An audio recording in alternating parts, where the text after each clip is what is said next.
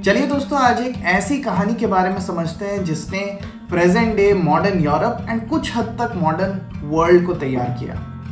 इस कहानी के इवेंट्स ने NATO, world economic forum, G20 जैसे कई सारे फोरम्स का निर्माण किया। इस कहानी ने वर्ल्ड को प्रोपेगेंडा वॉरफेयर के बारे में समझाया। हम बात कर रहे हैं कोल्ड वॉर की। चलिए आज कोल्ड वॉर की कहानी सुनते सुनते कैसे इसने न्यू एज वर्ल्ड को डेवलप किया, इस बात को समझते हैं देव दिस साइड के इस एपिसोड में।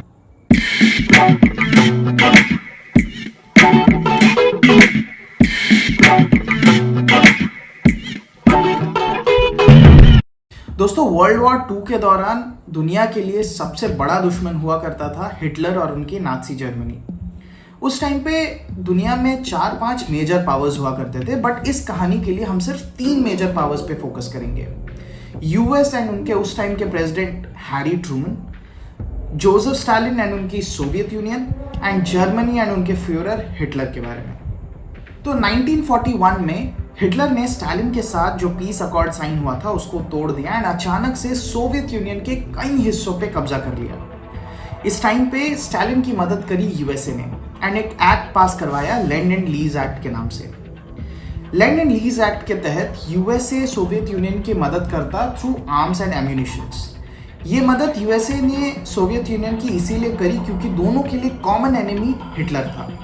अब हुआ क्या कि वर्ल्ड वॉर 2 के दौरान हिटलर और उनकी नाज़ी जर्मनी हार गई। यूएसए और सोवियत यूनियन के बीच का जो कॉमन प्रॉब्लम था वो खत्म हो चुका था।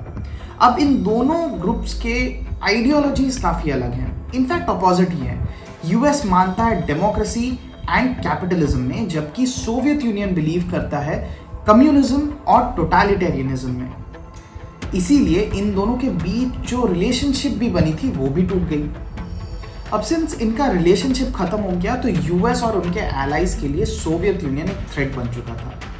यूके के उस टाइम के प्राइम मिनिस्टर विंस्टन चर्चिल ने अपने फेमस आयरन कर्टन स्पीच में ये कहा कि the iron curtain is descending through the middle of Europe. Cold war शुरू हो चुका था। अब सिंस अभी वर्ल्ड वॉर 2 खत्म हुआ था तो किसी भी गवर्नमेंट या किसी भी कंट्री के पास इतने फंड्स नहीं बचे हुए थे कि एक फुल फ्लेजेड वॉर लड़ सके।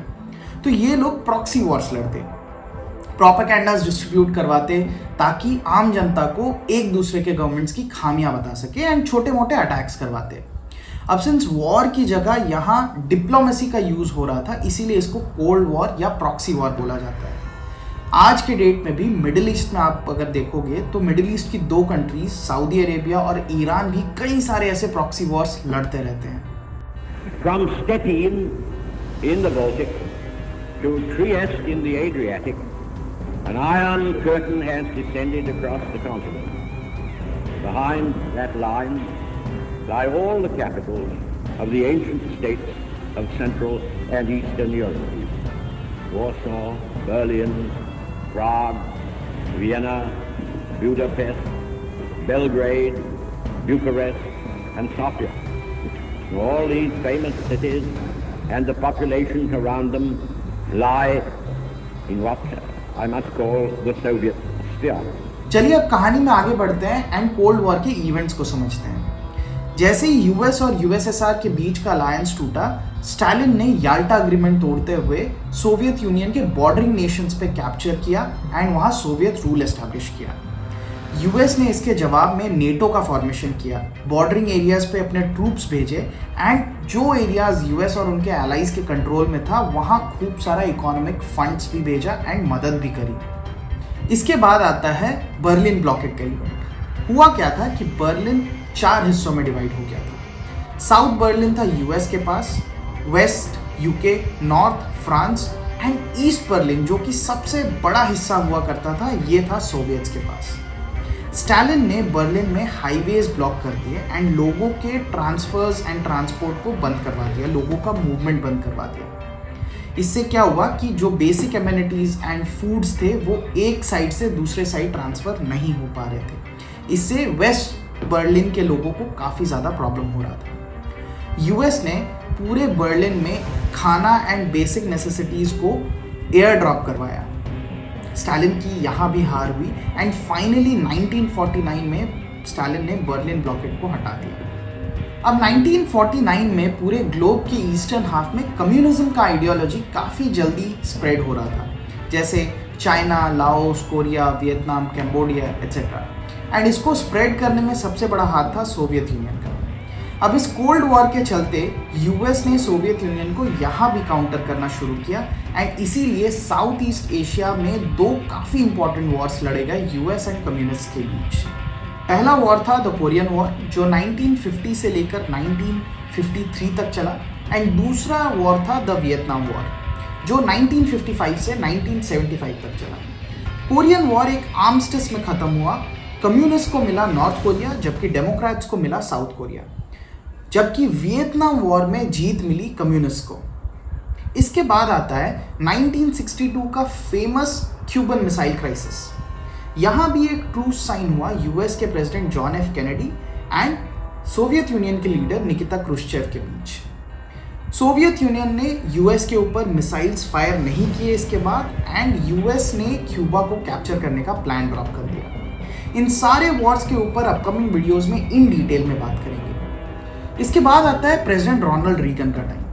प्रेसिडेंट रीगन को ये छोटे मोटे वॉर्स नहीं पसंद थे, वो डिटरमिन्ड थे यूएसएसआर को उनके वीकेस्ट स्पॉट में हिट करने का। उस टाइम पे 1980s में यूएसएसआर की इकोनॉमी काफ़ी स्टैग्नेट हो चुकी थी एंड प्रेसिडेंट रीगन ने ये तय कर लिया कि यूएसएसआर को इकोनॉमिकली डिस्ट्रॉय करेंगे। उन्होंने यूएस का डिफेंस बजट $214 बिलियन से बढ़ा के $258 बिलियन कर दिया एंड यूएस फोर्सेस को बहुत एडवांस टेक्नोलॉजी से इक्विप करवाया।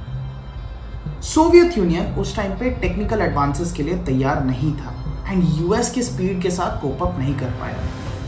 इसके बाद यूएसए ने सोवियत यूनियन को पूरे वर्ल्ड से आइसोलेट कर दिया, जिससे उनकी ऑयल प्राइसेस पे भी ऑल टाइम लो हिट किया। जैसे ही सोवियत यूनियन का इकोनॉमी डिस्ट्रॉय हुआ वैसे ही पूरे देश में लोगों का प्रोटेस्ट शुरू होने लगा। कई सारे नए नए अपोजिशन लीडर्स आए एंड इसी टर्मोइल में 1990s में फाइनली सोवियत यूनियन टूट गया। बहुत सारे नए नए देशों का निर्माण हुआ एंड इसी के साथ कोल्ड वॉर भी ख़त्म हुआ।